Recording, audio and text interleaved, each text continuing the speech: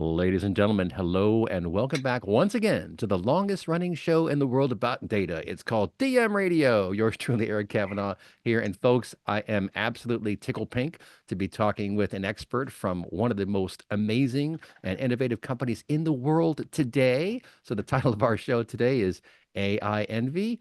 It's spelled NVIDIA. We're going to be talking to Dion Harris of NVIDIA. He is quite the prolific mind in our space, and we're going to learn all about accelerated computing. We're going to talk about AI and physical AI from generative to physical. We'll talk about how physical AI unlocks $100 trillion opportunity. Oh my goodness. So first of all, Dion, welcome to the show. Thanks for your time today. Eric, thanks for having me.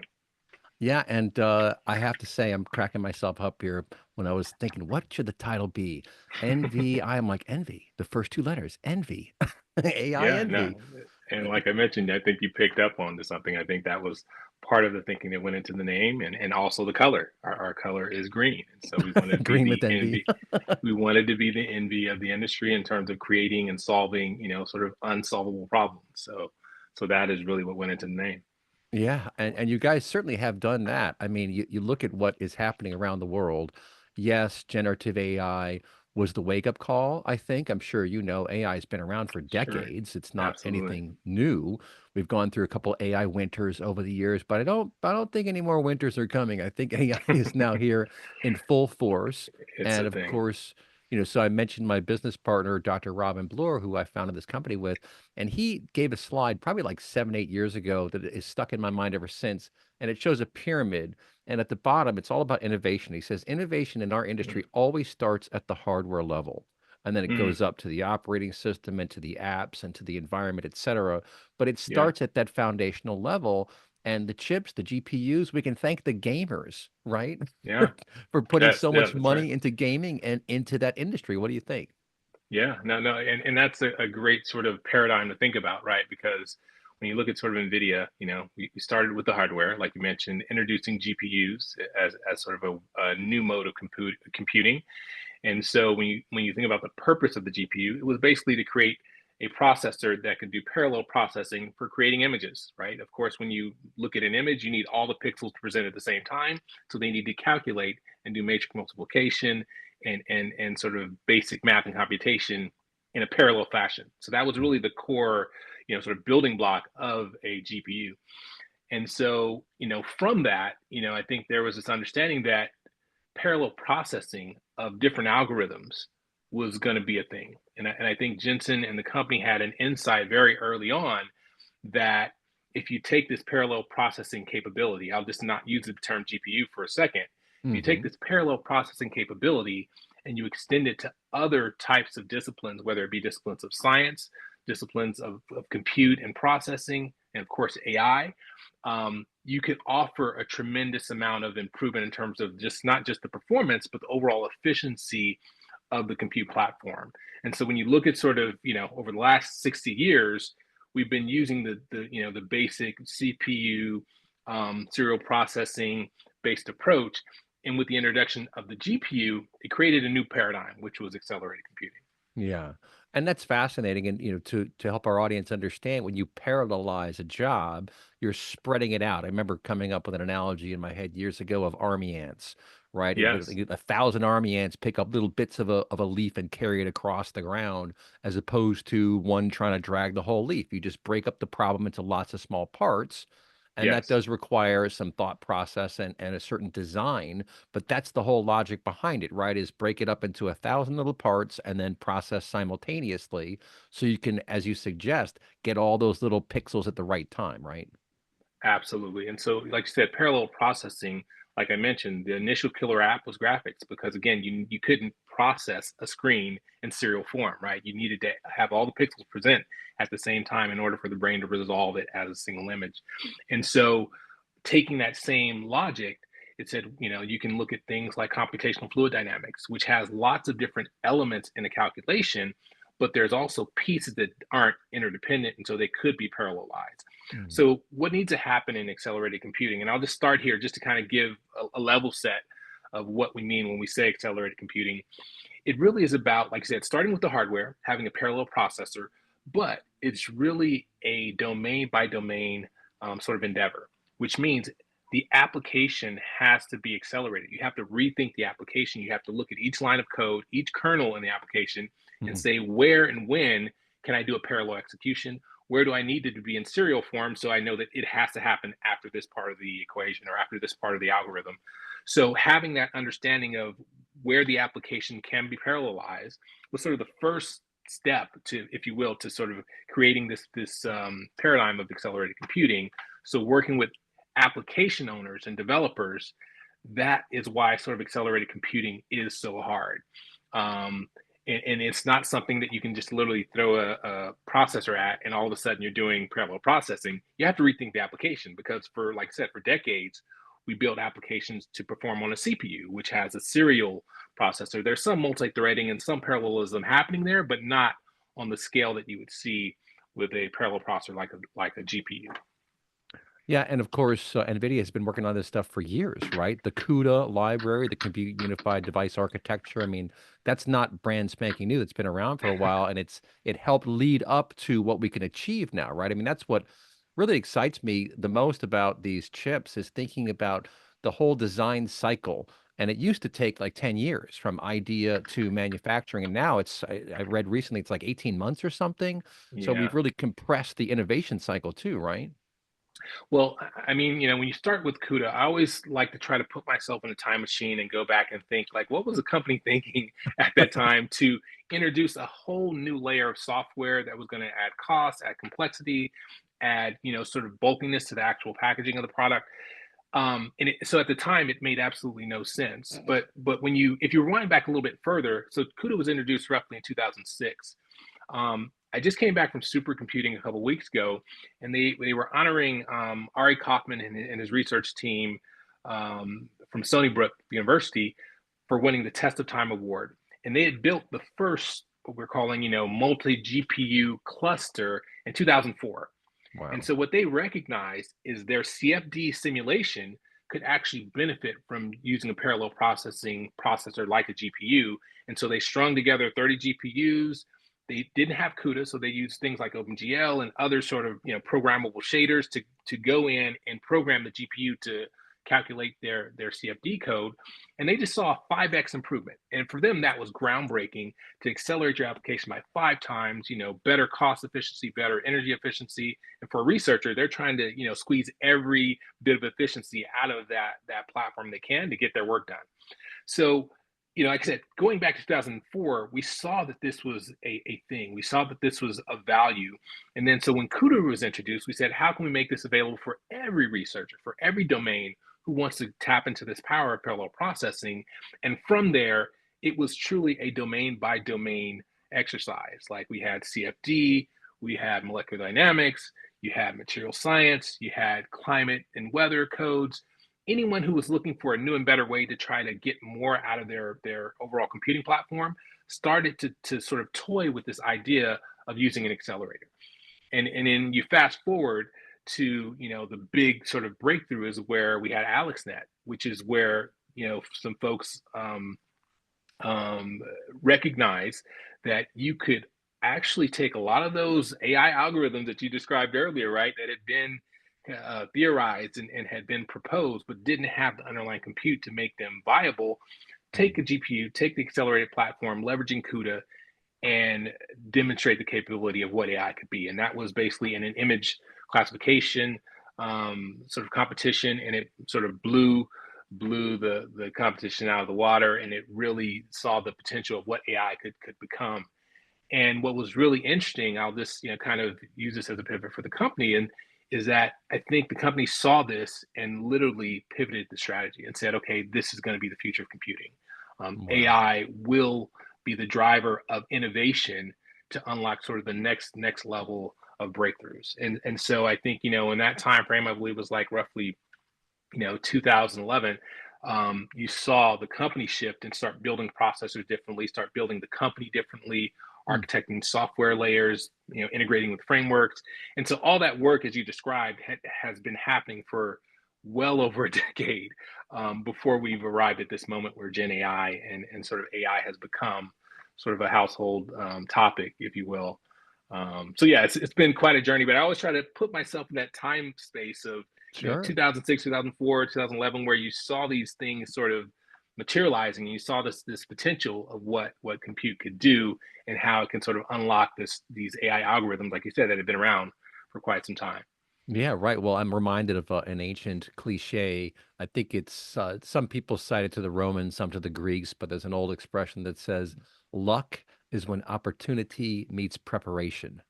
Right? Absolutely, So it's like absolutely, you're building the mountain, and then all of a sudden you're able to capitalize on that because of the time and effort spent getting here, because of the time and effort spent building the foundation. And the other thing that excites me, you just came back from a high performance computing event, is, probably 14, 15 years ago, I went to a conference in Austin, and I had already been in the big data space for a while, and data warehousing, analytics, all that kind of fun stuff. And I looked all around, and there's no connection back then between high performance computing and big data processing. And I was like, sure. why is this? And I think it's because, HPC is heavily in life sciences, it's heavily in Hmm. academia, and then the sort of business world over here is a separate entity. But now we're starting to see that come together. And frankly, NVIDIA's got a lot to do with that and the NVMe protocol. And so we're Sure. we're seeing this fusion of high performance computing and traditional enterprise big data processing. And I think that is just opening up tremendous opportunities. What do you think?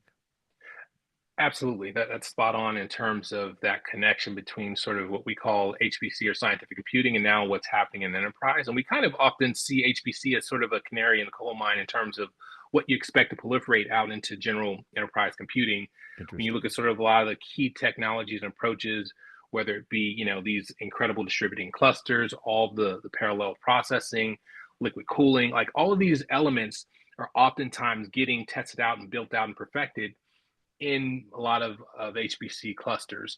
And what I think is interesting, like you said, with the advent of AI now being a key workload, not just for enterprise and sort of hyperscalers, but for scientific computing, this fusion of data and the importance of data and how you integrate that into your workflow, into your pipeline, into your overall system, design is now front and center. So I think you're right. In terms of where we are today, when you walk the floor at supercomputing, you saw literally every part of the pipeline, whether it was data and analytics and big data processing. You saw, obviously your traditional scientific computing based applications and approaches. You also saw infrastructure build outs and CDUs and MEP, design manufacturers. And so I think it's this full awareness that, you really can't disaggregate it anymore, right? Supercomputing, AI, scientific computing, it's all really trending in the same direction.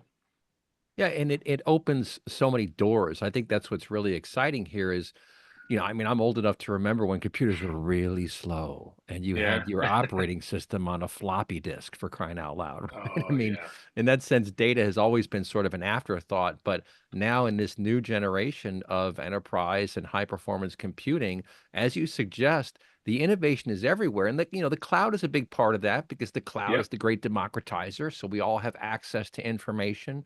And you Sure. think about what these large language models do, they're reflecting back generations of knowledge. Now, granted, they do hallucinate. We have some issues to deal with. There are RAG models Sure. and other things to kind of temper all that. But Yep. nonetheless, the pace of innovation is just shocking these days. You find yourself wondering, what's going to Yeah. happen next? Yeah, I mean, I think that by and large has been sort of the most, exciting thing about what we're going through right now is the pace of innovation and the extent to which the community. And of course, like I said, I think NVIDIA has definitely had a large part in sort of igniting what we think is sort of this AI revolution. But at this point, it's really the community that's driving it, the developers, the framework builders, the model builders. And now we're seeing enterprises really getting involved in a meaningful way and contributing, their unique sets of data. So I think it's really an exciting time, and a lot of the what I'll call shortcomings of sort of being in the infancy of AI, whether it's hallucinations or looking at how to develop and build models more efficiently. Even that has been addressed in record time. Like you mentioned, the approaches of RAG and what that does to preventing hallucinations. There's also lots of innovation and work happening around thinking and processing data to make sure the answers that they're spitting out are of high quality. There are also all sorts of fine tuning techniques that are out there to make sure that you can deliver the type of responses you want. And then NVIDIA has also created a number of tools like guardrails and other products that help customers and users and developers make sure that the AI that they're developing using provides high quality responses. So I think a lot of that, even though we're in our infancy, we've seen solutions that have been generated to really address some of those core issues that we saw in the early days of Gen AI. And now, you have Gen AI winning Nobel prizes, Right. so that's where we are in terms of how fast this is progressing. Well, and also, and we got about a minute and a half left in this segment, Mhm. but also NVIDIA has been focused on efficiency. And of course, that translates to sustainability. We're hearing about Yes, energy consumption of AI models, of Bitcoin processing, and things of this nature. sure. And these new architectures are vastly more efficient, which means you get more done with less energy and less investment, right? Real quick. Absolutely. And again, I would also say that that is why accelerated computing was born. Like, in addition to making applications go faster, it was a very early understanding that you can actually get more work done for the same power envelope. And so it first starts with accelerated computing as being sort of the most efficient mode of computing. And so NVIDIA has this sort of mantra of accelerate everything. And we believe that there's $1 trillion of CPU driven codes that we think we can move to accelerated codes. And we think there'll be tremendous amounts of energy and cost savings. And so that's really sort of our first principles based approach at how do we contribute to make sure the data center is more efficient. And then there's other use cases where we think AI is going to actually make some of our data centers more efficient as well. And so we can talk about that in a little bit as well. Yeah, I mean, really, what's fascinating is that we have this just range of opportunities facing us right now, and we're learning. And that's one of the most interesting things I've heard from one of our guests just Sure. a few months ago was saying about machine learning. We're learning what this stuff can do, and you have to pay attention and look at the results and monitor things and look at log files and do all kind of stuff to fully wrap your head around what's happening. But humans are still at the center. We're still in the Yep. loop. You never want to take humans completely out of the loop, folks. I promise you Sure. that. But Sure. don't touch that dial, folks. We're having a fantastic conversation here with Dion Harris of NVIDIA. We'll be right back. You are listening to DM Radio.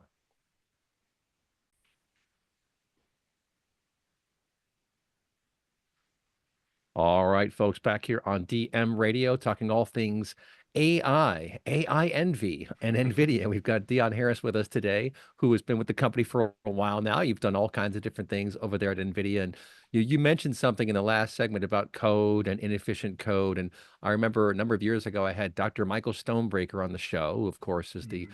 godfather of the Ingress and Postgres database. He's launched Yep. numerous companies. He's a pretty sharp guy. And he said to me on one of our shows, he said, 80% of the code that's been written should just be thrown away. And what That's he's right. talking about is the fact that code is written in a certain era at a particular point in time.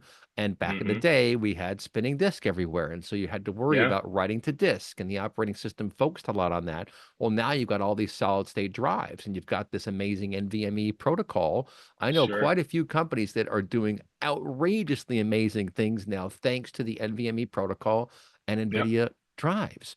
So Yeah. things do change, and I think we're in this really fascinating part of computing history where now we have this tremendous repository of knowledge. You can access it almost any time. Anyone can learn about almost anything and get, Hmm. probably 80 to 90% of it correct just by playing around with these chatbots and asking questions and learning about things. So it's like Yeah. you can ramp up your knowledge about a very acute or niche oriented part of the business world, the computing world, very, very quickly.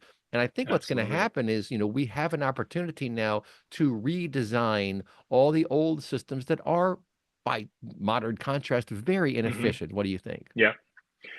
And absolutely, I think that's what really this new computing paradigm enables. It allows us to sort of rethink, obviously, the infrastructure that it runs on. In other words, like I said, when you think of this transition of going from, you know, human generated code, serial based code that's programmed for CPUs to a machine learning based, code base that is really processed by GPUs. So you have to rethink about your architecture, how you build your data center to kind of enable that. And that's we've been at the forefront of that work.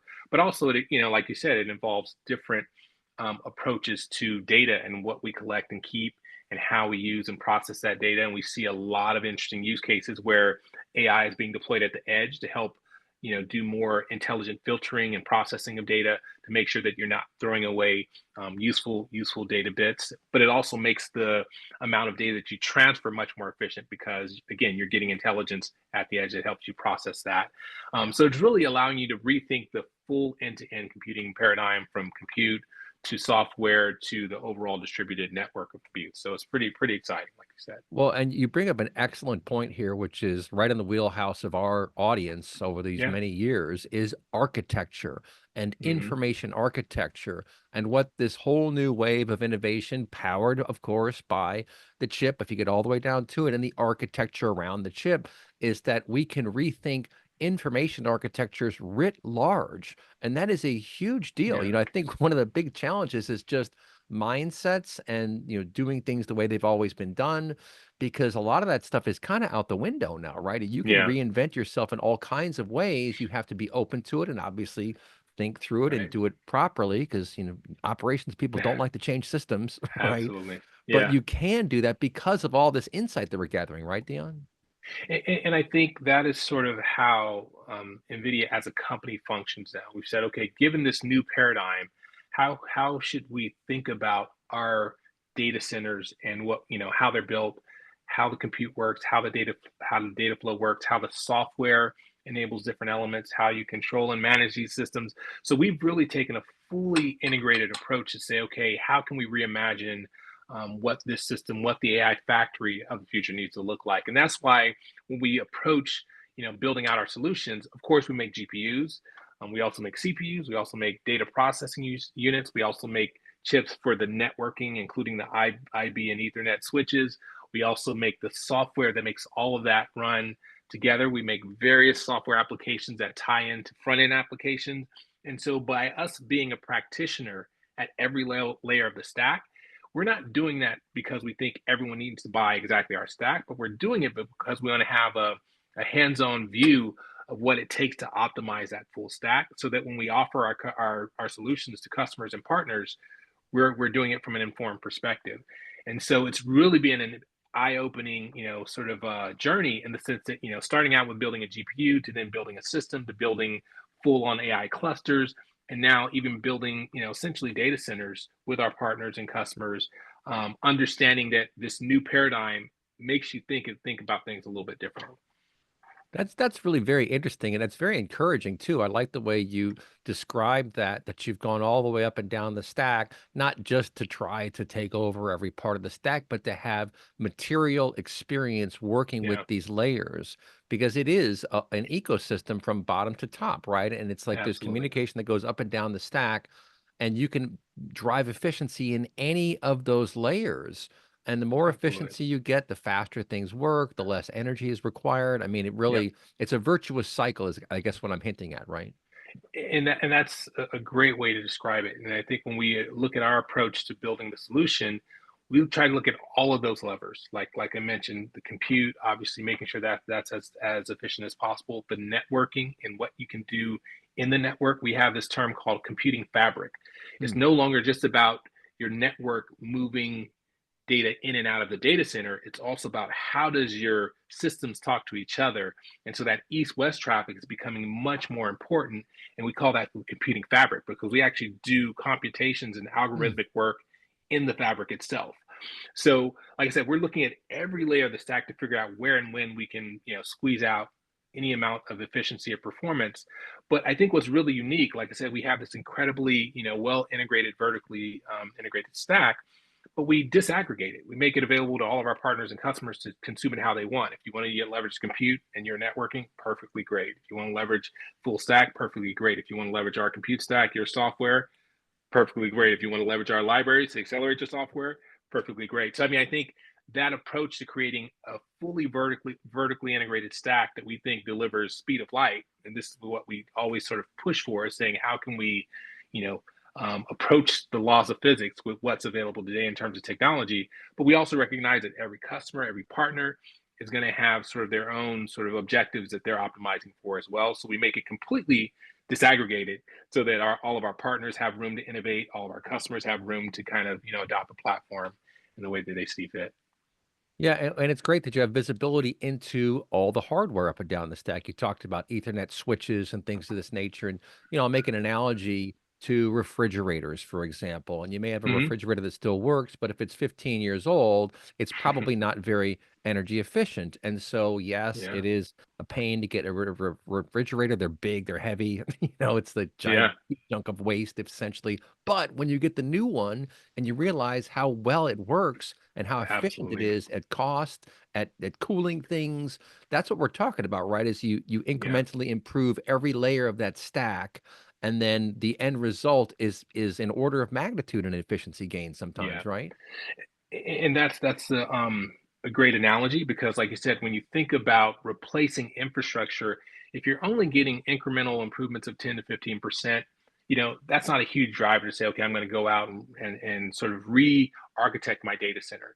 But what we're seeing in terms of overall efficiency gains, we're talking like 10x, 20x, better improvement, better performance, better efficiency, and cost.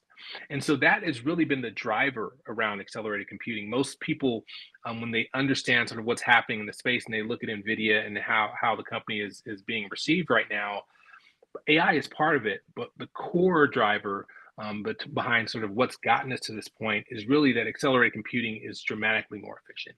And then the fact that we're making our platform gen over gen, significantly more efficient is driving even more adoption. If I use one case in point with Blackwell's, our latest architecture we announced recently, and by looking at again all of those elements, the compute, the networking, the software, we're able to demonstrate a 25x improvement in gen over Wow. gen improvement in terms of energy efficiency, about a Jeez. 30x improvement in overall performance, but 25 times more energy efficient for some of the inference for the frontier inferencing workloads. And like I said, you can't do that just by making a better chip. You have to really look at every layer of the stack where you can innovate in the compute, the networking, the software to really deliver that kind of capability. And so that's really, I think, the driver around sort of our success and I think the success of the industry as a whole by seeing these transformative benefits. Yeah, and this is very exciting stuff. And when I think about it, I get all excited because I'm imagining the possibilities here. Yeah. And the other thing we wanted to talk about today is this physical AI. So Mm, you start thinking about the problem-solving capabilities for AI in any sort of discipline. And you mentioned material science earlier in the show. You hmm. mentioned some of these really complex models. Well, in manufacturing in particular, because there are machines that build machines. So how can you Yeah. optimize the machines that build the machines? And that's the direction we're going, right? I mean, Yeah. robotics is taking off, semi-autonomous robots. Obviously, you always want a kill switch of some kind, just in case things Yes. get too unwieldy. But Sure. nonetheless, when you Yeah. add up material science innovation, the network innovation that you're talking about, being able to move Hmm. information For the around, and edge. then Yeah. this computing fabric, that's really powerful stuff. I'm actually reminded of something I learned from Carl Sagan a long Hmm. time ago. If you remember that guy, billions and Yes. billions of Of stars, that course. guy. Exactly. Yeah. He gave this talk. I'll just throw it at you for commentary about how he said, imagine if you're in a two-dimensional world and you're all moving around like this, and all you can see is whoever is on your dimension, your plane. And then all of a sudden someone came along and picked up Three one of dimension. these things. Yes. Remember this? You know what I'm talking Yes. about? Absolutely. And Yeah. I now know you can exactly look what you're down talking and it's like, oh, you can see everything. Now, if you're in a about. Right. labyrinth, all of a sudden you can find your way out of the labyrinth. And that's kind of where we Right. are right now, Yeah. conceptually, is we can now see outside of the box that we've been in for all these years, and it's time to figure out what to do with that knowledge, right? Absolutely, absolutely. So just to kind of hit on that point, but also tie it together with your question around physical AI. You mean when I think about what we're seeing right now is like I said, the progression is quite natural, right? I think we first started saying, okay, what is AI? And that's where you started seeing a lot of experimentation and building of pre-trained models. And so whether it was LLMs or Right. looking at genomics based models, and so there's all these incredible breakthroughs about just how do you build a model that can have predictive capabilities. And then it said, okay, now let's look at how we can move to a point where we can generate information based on this understanding of the world. And so that's where generative AI has started to really kind of fill in the gaps and look at ways that they can create intelligence from data sources. And the next sort of instantiation of AI, and we think the next phase will be physical AI in terms of how do you put that capability into physical objects, whether it's like you said, manufacturing, machines, robots, sensors, to really help us understand the world around us and do things more efficiently. And so this is going to affect pretty much every industry, whether it's every heavy industry, every even scientific industry, because when you think about the different parts of the scientific methods, one of the key parts are experimentation. We've seen some Hmm. incredible work where AI is being deployed at the edge in machines themselves to create physical AI modalities that improve the overall scientific process. Same thing in medicine, like when we think about robotic arms and robotic surgery devices, all of these elements are really looking at how do we build on the AI progress that's been made before, but put it in the physical world as opposed Mm. to on a screen where you're typing in and getting Right. answers back virtually. That, you know what, you said something I think is very clever. You said Gen AI is filling in the gaps. It's a Yeah, very interesting way to look at it. And again, and I'll go back to this computational fabric concept. So it's not linear. I mean, we've talked about parallel processing. We understand what linear processing is, but when you weave all that together into a computational fabric, all kinds of doors open up because there are all kinds of yeah, efficiencies. If you, yeah, even in writing, I tell people writing is actually pretty darn difficult.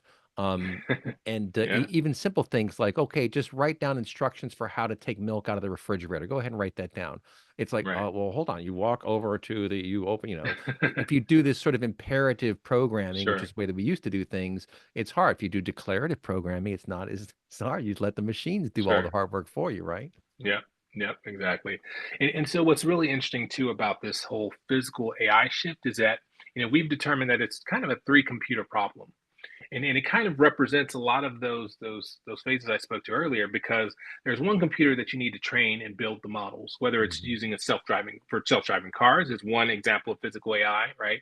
Where you need to build a model that you can literally train and help the AI learn the rules of the road, the Hmm. physics and lights and what it all means. And then you also need a virtual representation, because with physical AI it is different in that, like you said, it has to interact with our physical spaces and therefore with humans. So you can't allow, trial and error to exist in the physical world. So you need to do that in a virtual world. And so we built this platform called OVX or Omniverse, which allows us to test physical AI in a virtual world that obeys the laws of physics, that has photorealism, that really allows them to understand the world in a visual way. And Hmm. then the third is when you actually build and deploy, and that's a new type of computer, because you can't take a data center computer and put it in a car, right? It Yeah. has a different energy profile, it has different, redundancies built in. It's a different approach, and so you literally have to build an edge computer. And so that three computer problem to train the model, to actually have a virtual world that represents the physical world, so that that physical device can learn that virtually, and then have a system that you can run it at the edge that's compute efficient, that's energy efficient, that's I love it. reliable, etc. So that three I love computer it. problem is how we think about that migration. All right, we'll pick that up after the break. You're listening to DM Radio. All right, folks, back here on DM Radio, talking with Dion Harris of NVIDIA, all about the AI innovations we're seeing everywhere. Of course, Gen AI, physical AI, lots of different things. We talked a little bit about NVMe. That's not actually an NVIDIA thing, just to throw that out for folks. It's not an NVIDIA Sure. thing, but some of my clients are using that along with NVIDIA solid state drives to do absolutely revolutionary things. But speaking of that, let's kind of dive into the opportunity for physical AI. Because again, if you can re-architect information systems, you can architect the systems that build systems, Yeah. manufacturing, these self-driving cars. I mean, there's a tremendous amount of opportunity here. And you have to be efficient because, self-driving car uses a tremendous amount of compute to be able to sense things. It's taken us a while to get there. Like anything, you have leading edge use cases and then more mainstream use cases. But a lot of what was leading edge is going to be mainstream pretty soon because of all this innovation. What do you think, Dion? That's certainly true. And the pace at which we're seeing, sort of like we said, the physical AI come to life is incredible. I mean, self-driving cars is one great example, because like I said, it involves um, you know, a mobile robot, which happens to be a car. Everyone understands what the car Right. is, everyone understands the opportunity, because we all drive our cars, and And what's really interesting is it affords us the opportunity to have a digital chauffeur. It affords the opportunity to create some really new market opportunities for automobiles and for owners of cars. And so we've heard lots of different business models that are being thrown out there, but the fact that these autonomous sort of machines are starting to evolve, it's creating not just sort of new capabilities, but new opportunities in terms of markets and so forth. So it's pretty exciting stuff.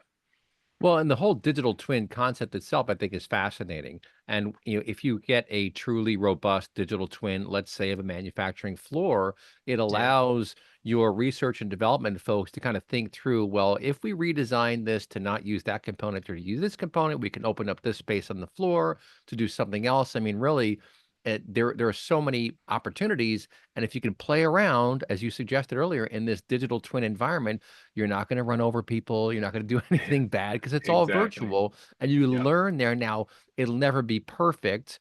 I was researching the other day and they're saying that friction is one of the hardest things to model for. And Hmm. so, it won't be perfect, but you can at least get a really good idea of what can happen. And then you start testing in the physical world, right? So what's interesting about physical twins, and I always like to, this is another exciting area that NVIDIA has been really kind of on the bleeding edge for a number of years, and now we're starting to see a lot of adoption and interest in different use cases.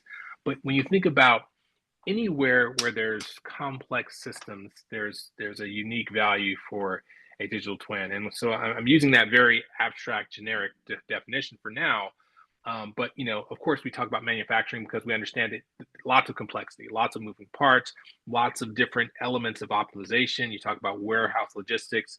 We've shown examples where folks like Amazon have digital twins of their warehouse shipping facilities to make sure that all the robots and the robotic autonomous vehicles know how to train and get around, and they leverage that digital twin for that. But they also use it for operational optimization. Like you have real time linkages between the physical and the virtual so that you can literally model scenarios and do different route optimizations, for example. So those type of capabilities are really starting to prove out in real life. So going from not just having a digital twin for the sake of sort of inventory management and understanding all the different pieces that exist in a factory or in a car, and that's been around for some time. But it's actually saying, okay, how can we model and simulate this complexity in a way that allows you to optimize it?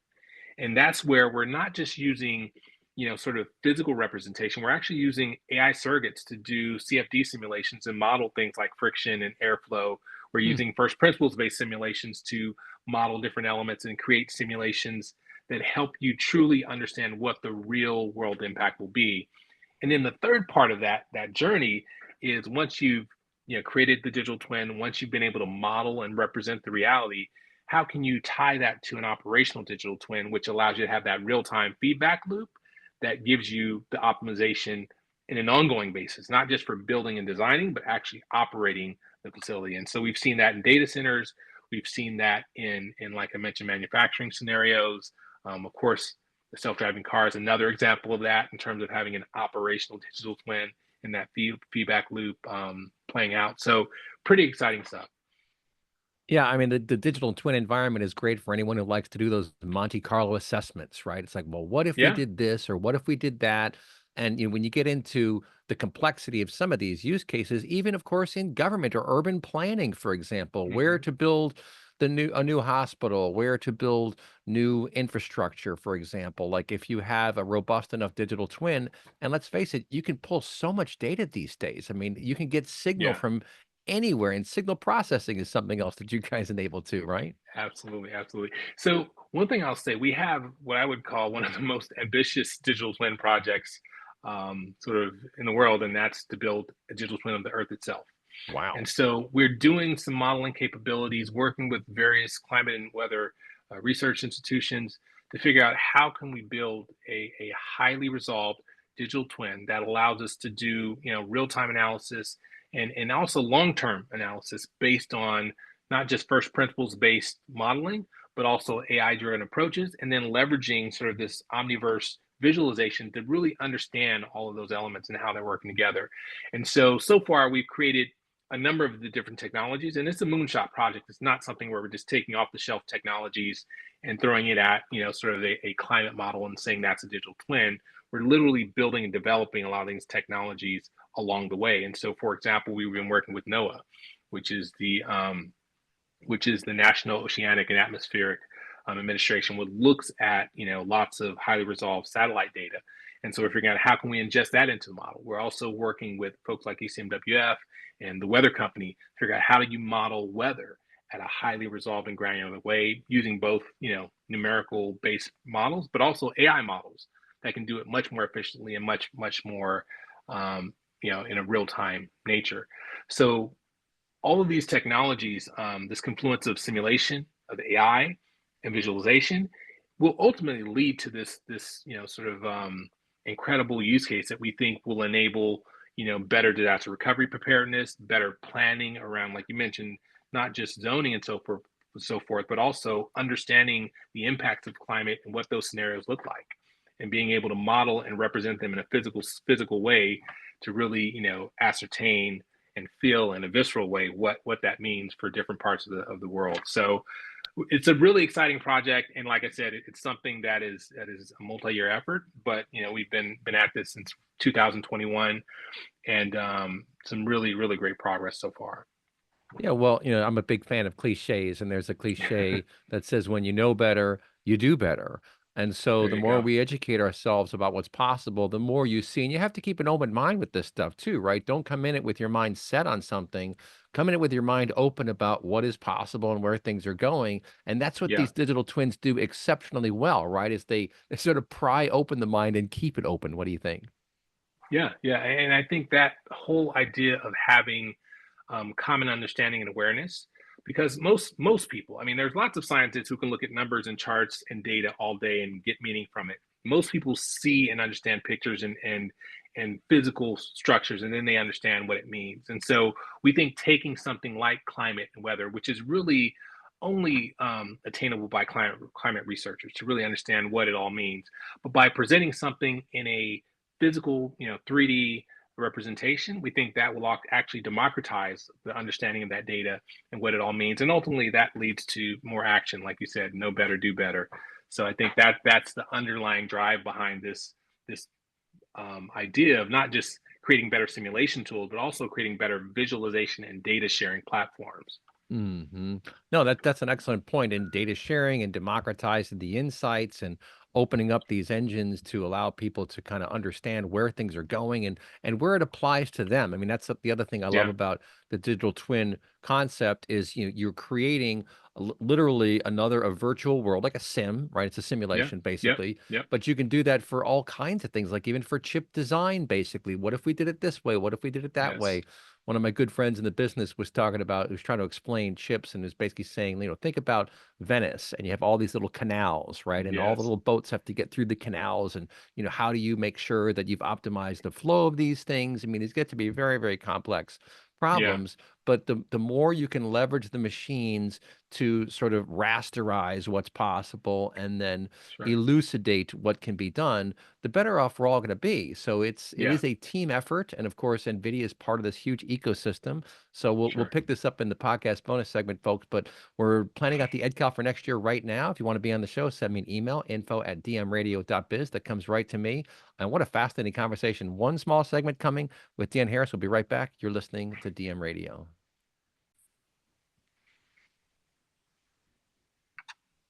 All right, folks, time for the podcast bonus segment here on a fantastic show with Dion Harris of NVIDIA. We're talking all about physical AI, of course, Gen AI, and enabling this next generation. And Dion, one thing that really blows my mind is material science and understanding how some new material or some refined material can change the game in terms of compute or in terms of batteries. And there's a Yeah. lot of interesting stuff happening there. Tell us about that. Absolutely. So first, just to level set, material science is basically science at the atomic level. So it's really trying to understand how you can pair different atoms, different sort of atomic structures to create new materials that have specific properties, whether it's color, taste, toxicity, et cetera, et cetera. And so what's really exciting right now in sort of the field of material science, you're seeing this approach where they're leveraging AI to help accelerate different parts of the computation that are very compute intensive and that therefore require lots of resources. And so there's a recent model that was developed by, it's an open source model called MACE, which looks at what we call machine learning interatomic particles. Basically, it helps people understand how to estimate or approximate the energy states of compounds to understand their bonding characteristics. And so what's really exciting about this, it would normally require supercomputers to do these type of calculations because you're calculating the energy effects of every atomic particle in a system. And so again, very computationally expensive. But leveraging AI, different companies are doing different approaches. There's one company called SES AI that has been able to leverage this approach to accelerate that entire discovery process by 3 orders of magnitude, like literally Wow. thousands of times faster than traditional approaches. And what's really exciting about it, like material science, unlike drug discovery, for example, where you're doing similar types of experiments, leveraging AI to discover new compounds, new drug treatments, and we saw that kind of very, very front and center as the world banded together, really tackle things like COVID. But drug discovery takes time because you not only have to do the computational biology, you also need to go into wet labs, and then you need to go into trials and clinicals. And it's several years before you see the actual product being used and consumed. But in this case, this company that I mentioned earlier was able to identify a new battery material that will extend the life of batteries. And so they were able to generate they estimated it would extend it by about 30 to 40%. And what's exciting about that is they believe this will be able to be developed and productized as early as next year. Wow. So it's gone from this application of AI to identifying these new compounds and materials that exhibit this sort of favorable characteristics for batteries to actually looking at being able to synthesize and produce that type of material. And so that's the kind of innovation and sort of the pace of innovation that we think AI is going to start to enable across a number of different disciplines and domains. Yeah, well, it gets back to what Dr. Bloor said years ago. The innovation starts at the hardware level, at the physical Yeah. level, and it kind of Yep. rises up the stack. The operating system, the applications, the analytics that you could do, the network, all these different things are coming together. And that's really what we're looking at is this confluence of innovations and technology, enabling technologies like cloud computing, for example, like LLMs. I love what you said about filling in the gaps. I think Hmm. that's a very, very Yeah. clever way to describe it. And the opportunities are now endless. And so people can hop online and just use one of these engines, like LLMs, to start Yeah. discovering. And that I always try to inspire the sort of teenage crowd out there because they're Hmm. the ones who haven't yet decided what job they're going to go into, and that decision is a big decision in your life. And a lot of Yeah. times there is something that happens in your teenage years that just captures your imagination and Yeah. sends you off on this path, right? And I think there's a tremendous amount of opportunity in this space. Closing comments from you, Dion. Well, again, I think because it's very obvious that AI is going to touch every industry, every sort of technology will be impacted by AI. So I think the great thing is you can pick whatever you're interested in. I have my son is a musician, and now he's sort of looking at all the different ways that AI is being applied in music and applied, to different tools and techniques that he can use in his production and mixing. Um, Sort of approaches. My daughter loves drawing and art. And so there's all these different new technologies that you can use to help inspire different art techniques and help you, learn different artistic styles. And so I think that the incredible thing is whatever you're interested in, technology and AI is also going to play a part in that. And so I think that the kids and the generation that really understands and embraces that is going to have a leg up because again, it's just going to be a new tool. Like you mentioned early in the call, AI isn't meant to replace humanity. It's meant to augment and help, hopefully supplement our capabilities and really, like I said, help fill in the gaps where we can really create, more productivity and ultimately, sort of more meaningful contributions. So I think that would be my advice. And like you said, there's a huge opportunity for the folks who are coming into this time and space now because there's tons of opportunity for innovation. I love it. Well, folks, it's been so much fun talking to Dion Harris today. Look him up online, Dion Harris of NVIDIA. And like I say, send me an email if you want to be on the show. info@dmradio.biz. We're just beginning the AI journey. We're just getting this ball rolling. It's amazing how much you can learn. And you know what? People like to learn. It's fun to learn. Yes. So, well, especially if you can learn on your own time, in your own way, at your own pace, and don't have someone just rapping your knuckles about it like they used to do in the old days. Like, we can just have some fun. Well, Yes. thanks for your time, Dion. We'll talk to you next time, folks. You've been listening to DM Radio.